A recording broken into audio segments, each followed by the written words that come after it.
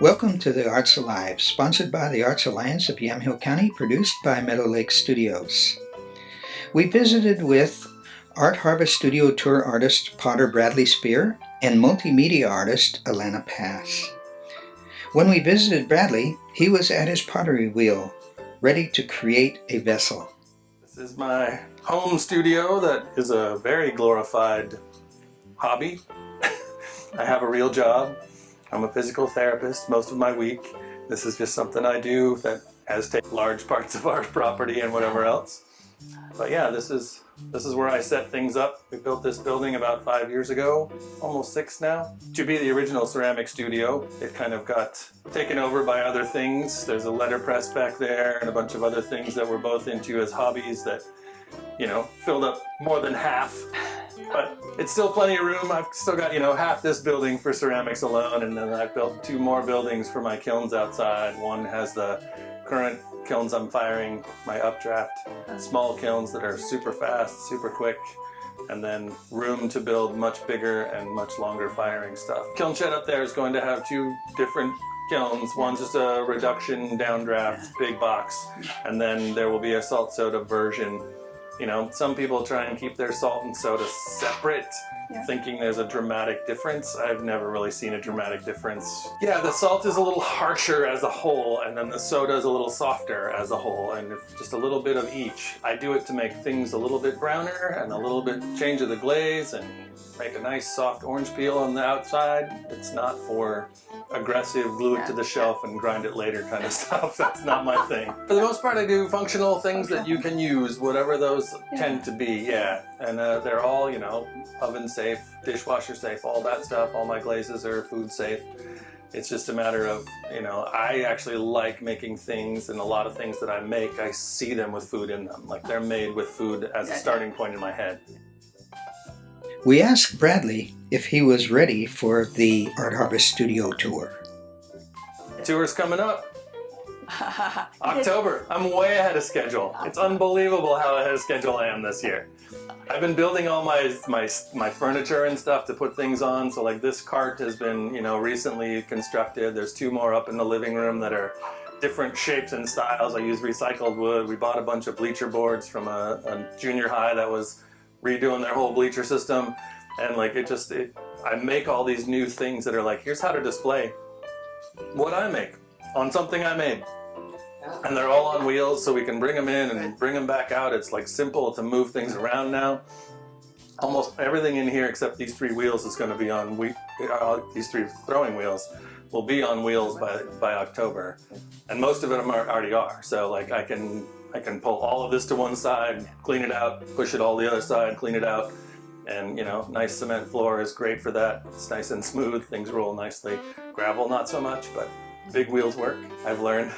I've been on the tour, I think this is either the 13th or 14th year. I took 2 years off, like 3 years ago and 2 years ago I wasn't on, just to reset, get some time to do something else. Came back last year, and obviously my significant other has a flower farm that wraps around this building at this point, and it's predominantly dahlias. So last year when people came to the tour, it was fantastic because they had flowers to look at too. It wasn't, we had everything set up here. It was all cleaned out and set up like gallery style and whatever else. And I was throwing, but those who weren't interested in clay, and invariably there's a carload of people and 3 want to see the clay person and 1 person doesn't. They're into bronze artists. They could go wander through the flower field, and we had a pumpkin patch last year also, and they could wander through that, and it was like everyone who came into the ceramic studio was very into the ceramic part. So it was great. Just the conversations were much more in depth and a lot longer. And you had time to talk to them. When you get overrun with 40 people all at once because 5 cars show up. Hello, hello, hello, hello, hello. It's like you don't have much time. You get over it quickly. Sorry I couldn't answer all your questions, but somebody else has another question. So yeah, it was much smoother and much more drawn out because half the people were still outside looking at flowers. Bradley is involved in fundraising in many community projects. Yeah, we made a soup bowl project. That was for YCAP. That was several years ago, and I just did it again. I happened to have a lot of bowls, and the Habitat Restore in McMinnville wanted for their fundraiser, so I love that kind of a project because it's so fun to throw. My favorite thing to make is bowls, and small bowls are even better because they go quick and you can really get creative on each individual one without wasting, you know, hours at a time. It's just quick throw. What do I like about that? What do I not? Tweak it, off to the next one. Yeah, and I've also been connecting in with the cocktail culture that is happening all over Carleton over the past several years now. They have what's called, it's Bit by a Fox, and they have a pop-up cocktail bar out, you know, it's like a beer garden. It's wrapped in a crappy little rope that doesn't hold anybody in or out, but that is the defining line of where they can serve really good, well-made spirits.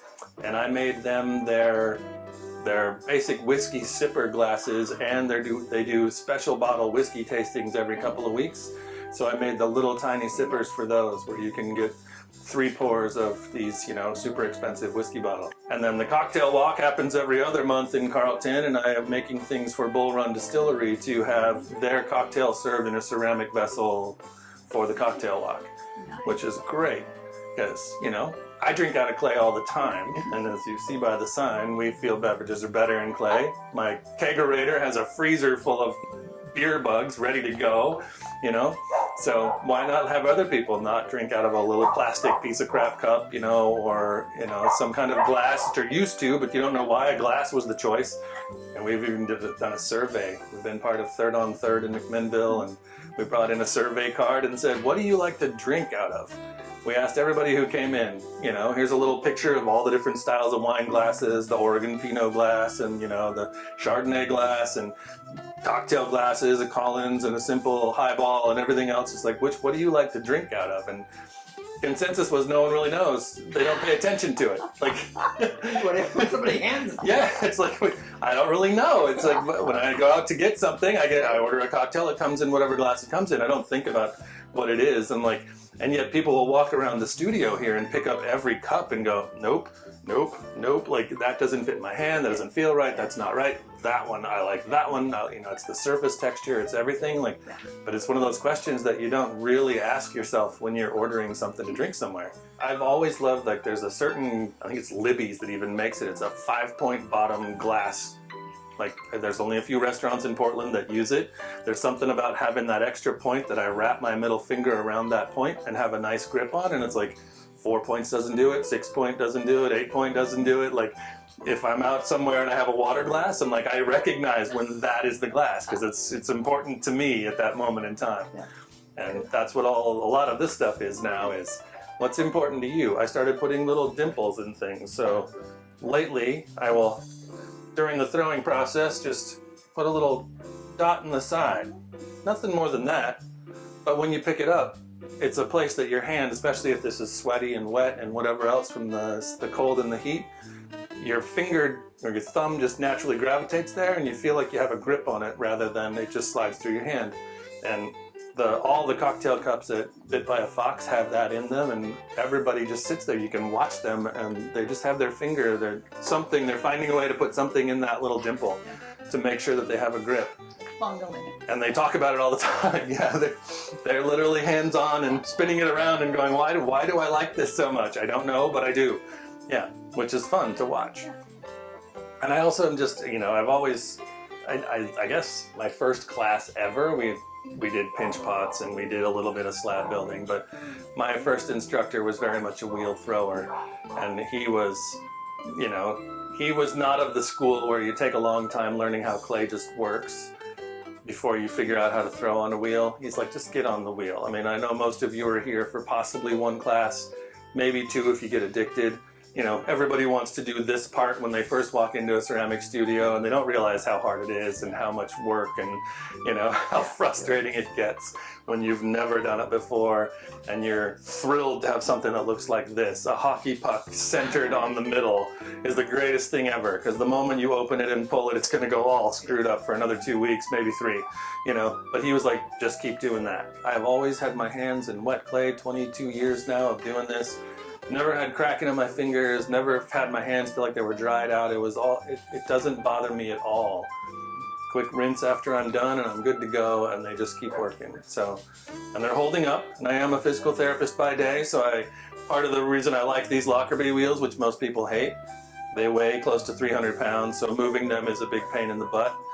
But I get to sit up straight, I get to have better posture, I get to do what I feel like I need to do, rather than really, most electric wheels are so low and you're hunched over for as long as you need to be, and tend to be off at the side if you want to see something, like if you want to see your shape from the side. So you're flexed and rotated. This is where golfers injure their back, is this position right here. And that's what I would be doing statically for hours. That's not good for me. Bradley intends to eventually establish a ceramics school. I have 3 here, and I'm probably going to get 2 more, because all of this was set up originally to eventually, if I ever wanted to, have a little school, like just teach people how to throw pots. So that hasn't happened yet. I'm still working full time. It won't happen anytime soon, but I know that we went to a course in Italy at La Meridiana. Has ever been there? Mm-mm. Oh, I highly recommend it. Yeah, so just central Italy, just south of Florence, there's this guy, Pietro Medalena, who just set up a ceramic school in his villa. You can stay on the villa property, or they have another like guest house down the way that you can like share with like 6 other couples or whatever else. It's beautiful. You walk through vineyards and olive orchards to get to your class every day. And it's all kick wheels, but they have a nice soda salt kiln now, they have a nice reduction kiln, and you basically just go there and learn how to throw or do whatever else from an instructor in Italy. And it was just, and you know, I think my class was 10 people at that point, so it was a pretty good sized class. There were a lot that actually came for that one. It was a 2-week throwing class. And every day at 10 you need to stop and go have coffee, because the little lady who cooks, says, no, it's coffee break time, you stop. Yeah, everyone stops. And you come back, and then whatever, 12:30, 1 o'clock, it's lunch for 2 hours, and they've prepared this whole spread, and you're having lunch. And then you go back to throwing and making stuff, you know. And that trip to Italy is why we even noticed that Newburgh, which we're west of Newburgh by about 6 miles, but you know, it looks like parts of Tuscany.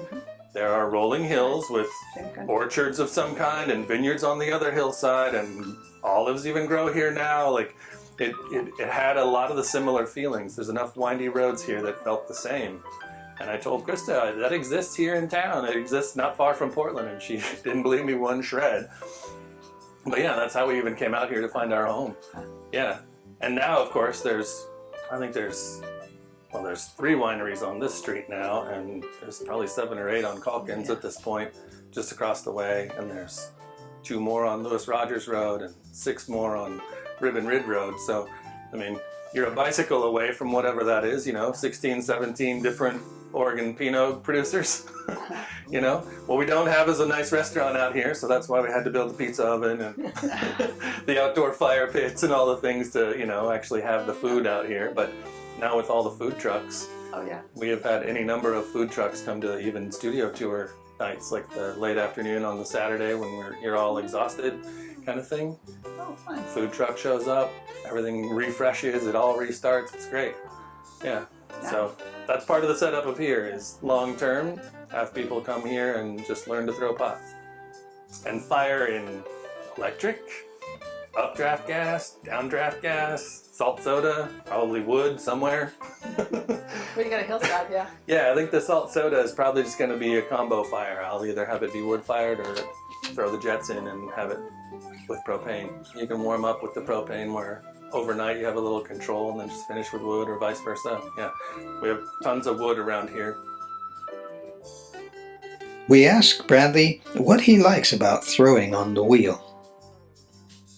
There's a relaxation to it, and there's a sound to the wheel, and there's just the speed change nature that is you always have to pay attention to, that kind of gets rid of all the other things that are in your head. So when I start throwing, and I tend to have the gas pedal on full when I'm throwing, whether or not, until the very end it is pretty much full speed. But still, you're listening to the word. This one has a motor. If I'm kicking, I'm listening to the sound of my, you know, how things are gliding. And it's, as it slows down, your pulling speed has to change. When you're trying to raise the wall, it has to change with the speed of the wheel. And it's like, it's always being connected to what you're touching during the process. erases everything else that could possibly be going on. You know, I'm not worried about my mom and dad right now. I'm not worried about what the dog's barking at. I'm worried about this wall has to, the wheel's slowing down, and I got to make sure this wall stays where it's supposed to. Then I can have hands free and go back to thinking about life, and then, okay, next pull, I got to go back into it. That's what I like about the wheel. Yeah. Not too far from Brad, Alanna Pass's studio is on North Valley Road. Alanna works in a variety of medium, all of them enchanting. I consider myself a mixed media artist. I decided long ago I couldn't pigeonhole myself in one type of media because I'm interested in two different things. And so I decided, rather than pick something and run with it, I'm just gonna go for everything. So for a while I just worked in clay. I have a spiritual relationship with the earth, and I loved putting impressions into the clay and working and feeling the clay in my hands. There's something very powerful about impressing your hands into the earth, and I liked having a piece of myself evident there. Then it became important to me to express my imagery more clearly, and so I found printmaking. And printmaking is the same thing. I can impress my marks into the ink in certain ways with often the same imagery as I put in my clay. Also, I love the magic in printmaking. I don't often just leave the print as I pull them. I add to it drawing and stamping to get the image that I really want. Another thing I'm really interested in is found object sculpture. I like to, when I travel, pick up bits of this and that as souvenirs. It's far more meaningful to me to have pieces of things I've found and put them together in an assemblage rather than go to a souvenir shop and have something. So, for example, I just went to Scotland early this summer, and these are rocks that I found and put in my backpack, and bits of things on the hike I was on the Gravel Road Trail. And I took them home. There's bits of feathers and cones that I found along the way. There's bits of straw. There was sheep along the hike, and so I added those to the assemblage. There are a few other things just for a little icing on the cake, which is a bolt and, a nut and a button, and of course my own wire to hold it all together.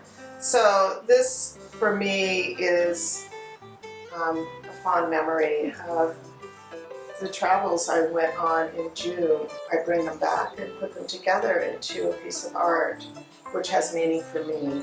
So it's more than, I like to think of my art as more than randomness, something that has a connection for me. And then my clay, you can see, is often very primitive. It's all hand built. I like to put marks in it. This was from a pit fire. It's very simple. It's just a slab of clay that I cut into a face shape, squished on the back, and then I put marks in, just very primitive marks. These are chicken feathers from my deceased rooster. Anyway, I prefer not to use glaze. I like the color of the earth and the fire to come through my work. I carve my own stamps. I'll show you them. I have a big collection of stamps. You'll often see the same motifs in my print work. I consider these like my alphabet, how I express myself, and then just the imprints of simple things to make a mark. So these are some in-process little sculptural items that will look, when they're done, something like this. So you can see here's an owl coming up here. Eventually, after the firing, he or she will look like this owl with some wire in a spiral and, of course, a feather. The bowl, also all hand-built. I press them into molds and add things like saran wrap that are crumpled up and wax papers to give it a nice texture. I have a real thing about asymmetrical work. I find symmetry sort of boring, so I intentionally make my things not perfect. I think imperfection is far more interesting than perfection. I have this saying where I'd rather be interesting than perfect. We ask Alanna what kind of printmaking she does. So I make what you call monoprints. That means they're prints, but they're one of a kind. I do one and then that's it. My monoprints are usually a combination of stencils and stamps of various forms. I get all different kinds of results depending on the stencils and the colors I use. You can see on this one I've used stencils, but then I've colored in to make this piece glow, added colored pencils for the steam coming out of the teapot. Anything I think might add some interest to the piece. Now I was going to take a print.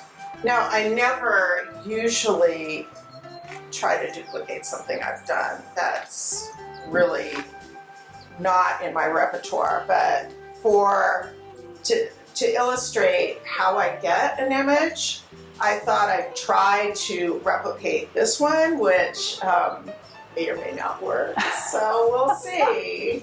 So this is my work area for printing, and I try to be somewhat organized before I start because it's a really messy process. In this process, the only pressure I'm using is my hands or a roller. So this is how it works. So I have my ink all mixed up, and these are the colors that I use to come up with this palette. So I'm going to roll out my ink. I'm looking for a nice smooth texture, but not always. Sometimes I want a nubby texture in fact, but I'm going to mess this up because that's what I usually do. Okay, so I told you I was going to try to duplicate this. So I've got pretty similar color, but I never really want to make the same thing twice, so I'll show you how I made those marks. I used something, don't know quite what it was, and I'm going to make marks right into the plate to take off some of that ink.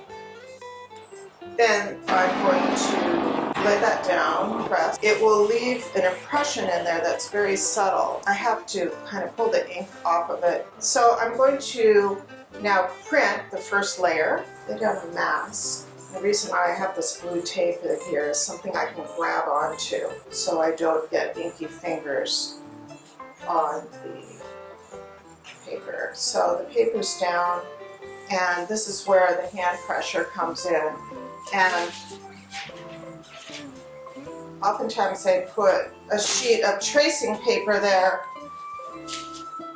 just in case if my hands are dirty, I'm not leaving impressions of myself that weren't planned. Take this off. And this is what you call sneaking a peek to see if the impression came out the way I wanted to. And so far it looks pretty good. I forgot to put a little contrasting color in there, so I'm just going to do that now with this primitive tool called a finger.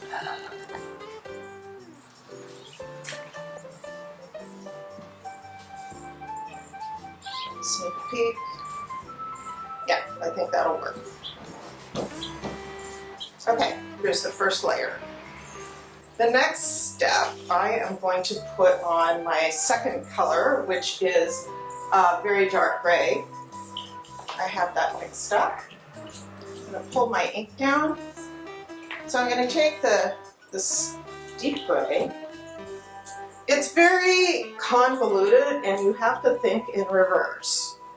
And I'm not really good at thinking the regular way, so it is kind of a challenge sometimes.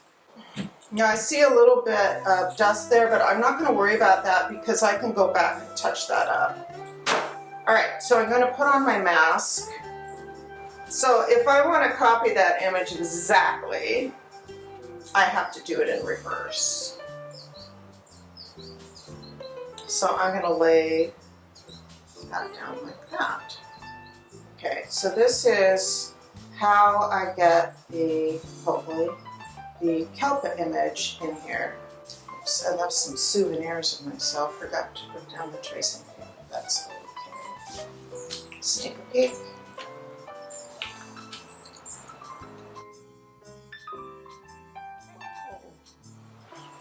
So here I have the second coat, the second layer. It's not a complete print for me. I need to go back and color in. You see how that's colored pencil there. And then I'll take some colored pencil and the orange color and add a little depth to that. I'll touch up this gray area that didn't print right. If I had to do this one again, I'd use more of a pure black for better contrast. So that's basically the process. Now sometimes I'll remove everything and make what people call a ghost print. Oh, fun. Okay, so this is what you call a ghost print, and I've used these before as the basis of many a print as well. So it gives a whole different look to it. I might take and cut this out and paste it onto another, collage it in on another piece of work. So it's always good to use your ghost prints. Yeah, the options are limitless, so it's a real great process to get into. It's very playful and very spontaneous. You never quite know what you're going to get, and I like that whole aspect of work. Alanna is not quite new to the studio tour. I've done it 2 other times, but that was in 1998 and 1999. I was busy with the teaching career and raising a son, and I've been retired from teaching now for 3 years and had time to get back into my art practice. When people come to my studio, they will see a variety of mixed media prints. They will see my clay work, and they will also see a variety of found object sculpture. So there will be a lot to look at of all different kinds of art media. It's just like if I was going to map my journey, it would be like a squiggle. We hope you enjoyed Arts Alive. Sponsored by the Arts Alliance of Yamhill County. Produced by Meadow Lake Studios. Thanks for watching.